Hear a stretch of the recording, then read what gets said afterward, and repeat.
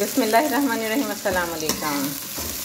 उम्मीद करती हूँ इंशाल्लाह लज़ीज़ आप सब खैरियत से होंगे। अल्हम्दुलिल्लाह मैं भी खैरियत से हूँ। हम आए हैं यहाँ किचन में और बना रहे हैं चिकन और आलू, और आपसे करेंगे बहुत सारी बातें। यहाँ पे जी कर रहे हैं प्याज फ्राई। चिकन वॉश कर लिया है, प्याज हो गया है सौते हमारा, और यहाँ पे डालेंगे चिकन।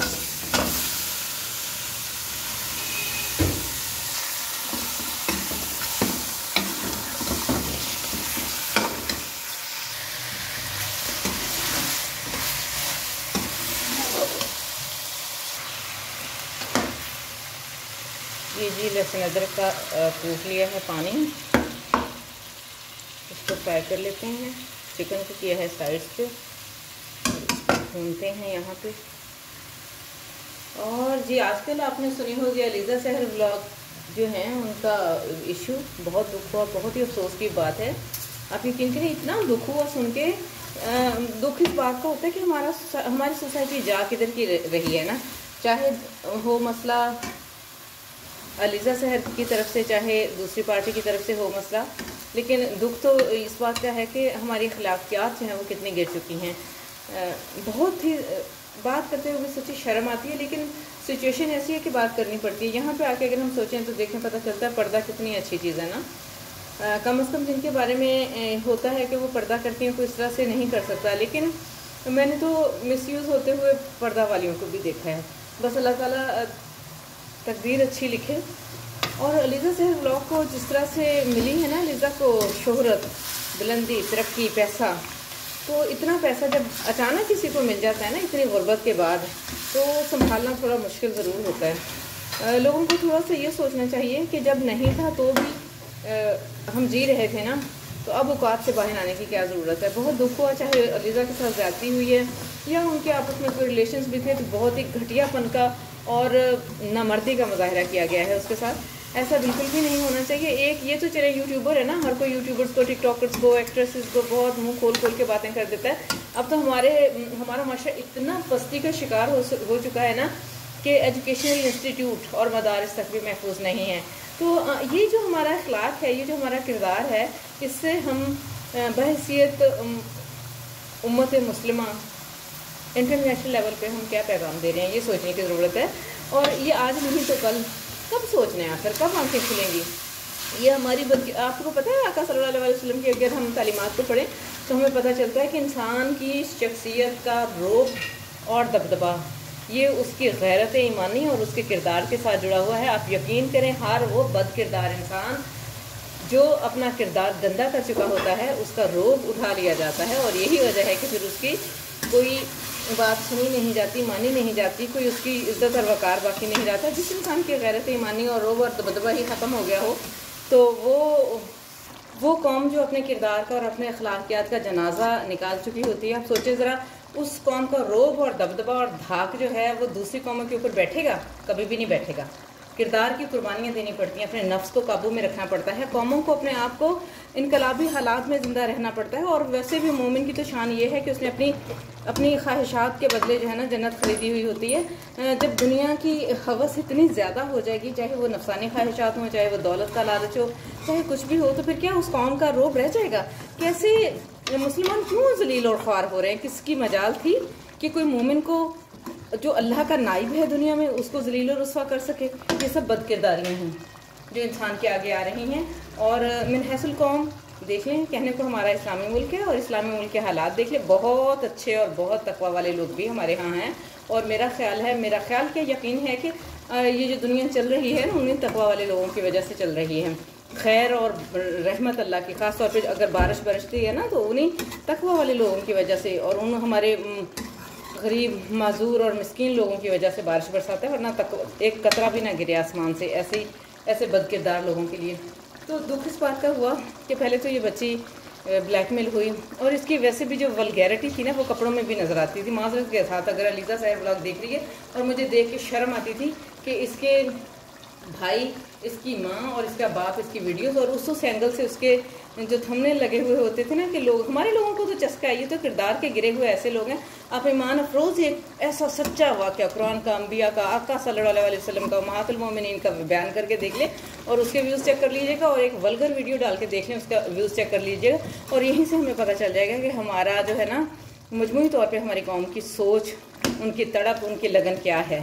तो ये जानबूझ के ऐसे ऐसे थंबनेल लगाते थे। शुरू में बड़ी मासूम थी ये, मैं भी वंस अपॉन अ टाइम देखा करती थी, और एक दो बार शुरू में, बहुत शुरू में जब इसने चैनल शुरू किया तो लाइव में भी आए थे। अब तो पता नहीं ये अपने आप को ज़ाहिर सेलिब्रिटी समझती है, नहीं मानेगी ये, खैर कोई बात नहीं। जब शुरू में इसको सब्सक्राइबर्स की ज़रूरत थी तब की बात है ये। तो ये जो है ना, इंसान को थोड़ा सा सोचना चाहिए कि आखिर इसका नतीजा क्या होगा।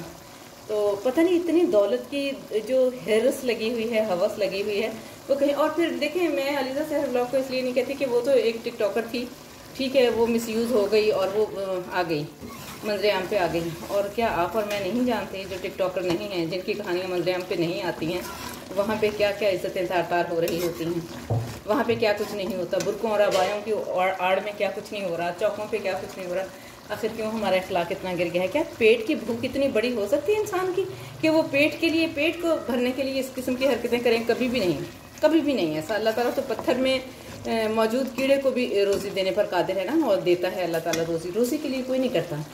ये ख्वाहिशों के वो पहाड़ हैं जिसका बोझ उठाते उठाते जब इंसान पस्ती की गहराइयों में गिरता है तो फिर वो इस किस्म की हरकतें करता है, क्योंकि फिर वो उसका नफ्स जो है वो इतना ज़्यादा फैल चुका होता है ना कि वो इसके हलाल से भरता नहीं है। इतना दुख और अफसोस हुआ जिस किसी ने भी इसको मिसयूज़ किया है, जो इसकी गलती है वो अपनी गलती मान रही है। मैं उसको भी कोई डिफेंड नहीं कर रही, लेकिन ये है कि ज़ाहिर है अब वो गलती हो गई, किस किस से नहीं होती। आप देखें ना, उससे भी बड़े बड़े मुजरिम हैं जो इज़्ज़त के लबादे ओढ़ के फिर रहे होंगे ना, जो लोग सामने नहीं आए हैं। तो इस किस्म की हरकतें हमारी सोसाइटी में अगर हो रही हैं तो इसमें कोई एक बंदा मुलविस नहीं होता। जब ये सोसाइटी का मिजाज ऐसा हो जाता है फिर ऐसा होता है। और अगर हमारे यहाँ कोई बड़े बुजुर्ग हैं, मोहल्लेदार हैं, कोई लोग हैं जो नसीहत करते हैं तो वालिदैन को उस बात का माइंड नहीं करना चाहिए, और अपने बच्चों को भी, अपने बच्चों की मिट्टी को इतना तो ज़रखेज़ रखें कि कम अज़ कम बारिश का कतरा जो है उनके अंदर जज्ब हो सके, अखलाकियात की बारिश, किरदार की बारिश, ईमान की नमी उनके अंदर हो और वो इन चीज़ों को अपने अंदर जज्ब कर सकें। लेकिन इतने करख्त बच्चे हो गए हैं, ऐसे हालात आ गए हैं कि कोई नसीब, वो समझता है कि मैं तो पैदाइशी आलम पैदा हुआ हूँ ना, पैदाइशी आलम हूँ, पैदाइशी मोमिन हूँ, मैंने तो किसी की बात सुननी नहीं है। हाउ डेयर जो हमें कोई बात कर सके। तो ये लहजा, ये अंदाज़ किसी एक दिन में नहीं आता। कौमों के अंदर ये जो पस्तियाँ हैं ये किसी एक दिन की हरकतों का नतीजा नहीं होता। ये धीरे धीरे धीरे धीरे उतरती हैं किरदार में, एक नस्ल से दूसरी नस्ल में। अच्छा, मैं आपको एक बात बताती हूँ। मेरी दादी जान थी, मेरे अब्बू की फूफो, जिनके ज़ेरे साया हम लोग पले बड़े हैं ना, मेरी फूफियाँ और अब्बू जी की फूफियाँ, मैं अक्सर उनकी बात करती हूँ क्योंकि बुज़ुर्गों के साथ मेरा बहुत ज़्यादा वक्त गुजरा है। हाँ, हमारी बहुत ही सिंपल सी लाइफ थी, बहुत ज़्यादा सादा। तो मेरी दादी कहा करती थी, कहाँ पे कैमरा, कि अगर माँ बाप, ये देखें नाखुन मेरा, कि अगर माँ बाप के किरदार में इतना सा झोल है ना तो उसकी औलाद में इतना आएगा, फिर उसकी औलाद में इतना आएगा, फिर उसकी औलाद में इतना, आते आते वो पस्तियों में डूबता चला जाएगा। तो यानी वो मुझे नाखून अपनी दादी का भी याद है। वो नाखून के आखिरी पोटे पे हाथ रख के कहती थी, अगर माँ बाप में इतना सा झोल होगा ना, यानी माँ बाप इतने के बद किरदार होंगे तो फिर औलाद आगे इतनी होगी, फिर उनकी औलाद आगे इतनी होगी। मैं सबको नहीं कहती, आजमाए तो अम्बिया भी गए हैं ना, अम्बिया के बच्चे भी नाफरमान निकल गए, जैसे हज़रत नूह अलैहिस्सलाम का बेटा। लेकिन ये बातें कहीं ना कहीं होती हैं, इंसान अपना किया हुआ ही काट रहा होता है। तो कोशिश करनी चाहिए। देखें, अगर कोशिश ना होती, अल्लाह ताला तो हमारी कोशिश ही देखनी है ना, नतीजा तो सिर्फ के हाथ में। आप जितनी मर्जी कोशिश कर ले, अगर तकदीर में कुछ उलट लिखा है वो तो होकर रहेगा, तो अल्लाह तो हमारी कोशिश ही देखेगा ना, नतीजा तो हमसे नहीं मांगता अल्लाह तो कोशिश मांगता है। तो हमें कोशिश ही करनी चाहिए। अगर कोशिश करना ना होता और सब कुछ तकदीर का ही काम होता तो फिर तबलीग तरवीज ही ना पाती, फिर तबलीग की ज़रूरत ही ना होती, फिर तो बस जिस तक जो बात पहुँचेगी वो वही करता रहता। और तो बहुत दुख हुआ, बहुत अफसोस हुआ अलीज़ा सहर ब्लॉग के बारे में ये सब कुछ सुन के, क्योंकि उससे मुझे तो बिल्कुल तवक्को नहीं थी। ठीक है, वो अपनी हरकतों में वल्गर होती जा रही थी, लेकिन इतना नहीं था कि इस हद तक चली जाएगी। पता नहीं, वो थोड़ी सी खामी मुझ में भी है कि मैं किसी के बारे में बहुत ज़्यादा नेगेटिव नहीं सोच सकती। पता नहीं क्यों, मुझे तो बहुत डर लगता है ना कि कहीं कोई हमारी सोच बदगुमानी ना बन जाए और हमारी बदगुमानी किसी पर बहतान ना हो जाए। आखिर तो हमें हिसाब देना है ना अपनी सोचों का, अपनी बातों का। अल्लाह ताला से हर हाल में हर तरह से डरते रहना चाहिए। अब क्या हो सकता है, अब तो कुछ नहीं हो सकता ना, लेकिन ये कि इंसान अगर आइंदा के लिए भी सुलझ जाए तो अल्लाह ताला ने तो 100 कत्ल के बाद भी तौबा का दरवाज़ा खुला रखा है। और ये इंसान ही हैं जो अपने किरदार के अंदर 1700 छेद होने के बावजूद भी दूसरों के एक छेद को भी भूलते नहीं हैं और माफ़ नहीं करते। तो दिलों को बड़ा रखना चाहिए, अल्लाह ताला से रुजू करना चाहिए, माफ़ी मांगे अल्लाह ताला से, और आइंदा के लिए अपने आप को सुधार लें। तो कोई भी इंसान ऐसा नहीं होता कि जो अल्लाह ताला की बख्शिश को रोक सके, किसी में इतनी ताकत नहीं है। अगर अल्लाह ताला बख्श देने की कुदरत रखता है तो इंसानों को भी अपने दिल बड़े रखने चाहिए। और अगर हर कोई अपने गिरबान में झांक के देख ले, अपने इर्द गिर्द देख ले, तो उसको सब समझ आ जाएगी। तो बहरहाल बहुत दुख हुआ, इंतहाई घटिया और कोई नामर्द किस्म का इंसान था। वाकई ये सच बात है कि हर माँ कोई मर्द को थोड़ा ही जन्म दे रही होती हैं। कुछ तो ऐसे नक टुटे और लक टुटे होते हैं जो सिर्फ नाम के नर होते हैं, उनके अंदर मर्दानगी नाम की और मोमिन होने की तो कोई सिफत पाई ही नहीं जाती ना। जिस इंसान के अंदर कोई मर्दानगी नहीं है और वो उसके अंदर कोई मोमिन होने की सिफात नहीं है, तो वो क्या अपने आप को मर्द समझता है? नहीं, ऐसे तो जानवर भी होते हैं। और कुछ मर्द तो अपने आप को जानवरों से भी बदतर प्रूव कर रहे होते हैं ना, कि जानवरों के भी कोई रूल, कोई कायदे, कोई उसूल होते होंगे ना, इनके वो भी नहीं होते। अच्छा जी, बात होगी मुकम्मल और मेरी चाय का हो गया है ये हाल। ये हो गई है जी चाय। और जी चाय के साथ मैंने खानी थी ये वाली जो है ना बुंदू खान की मिठाई, जो हमें तोहफ़ा मिली माशाल्लाह। और आज का नाश्ता जो हमारा हुआ इसके साथ हुआ, ये देखें, ये भी कितनी प्यारी चीज़ है। लेकिन ये मेरा ख्याल है इसमें मैदा इतना ज़्यादा है ना, ये डाइट के लिए बिल्कुल भी अच्छी नहीं है ये। तो बहरहाल मज़े की चीज़ है, खाने में अच्छी लगती है। तो मैंने आज इसके साथ नाश्ता किया। और अब हम बना रहे हैं ये दोपहर के लिए।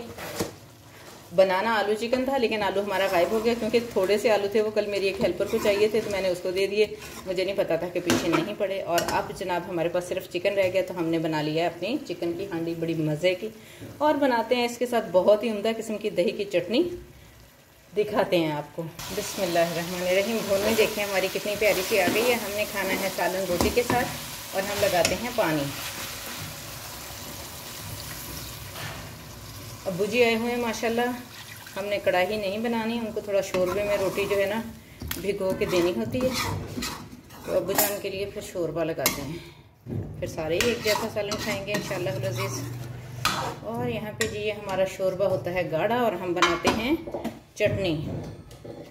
ये जी हमारी चटनी बन रही है, देखिए क्या खूबसूरत मज़े की चटनी बनी है। टमाटर डाला है इसमें, पुदीना है, हरी मिर्च है। बिस्मिल्लाहिर्रहमानिर्रहीम। ये जी हमारा शोरबा बन रहा है चिकन का, और इसमें डालेंगे गरम मसाला। ये जी हमारी चटनियाँ जो हैं तैयार हो चुकी हैं। ये देखिए इसमें डला हुआ है टमाटर, पुदीना, हरी मिर्चें, ज़ीरा, कुटी हुई लाल मिर्च, और ये दही में मिक्स करके बनाएं।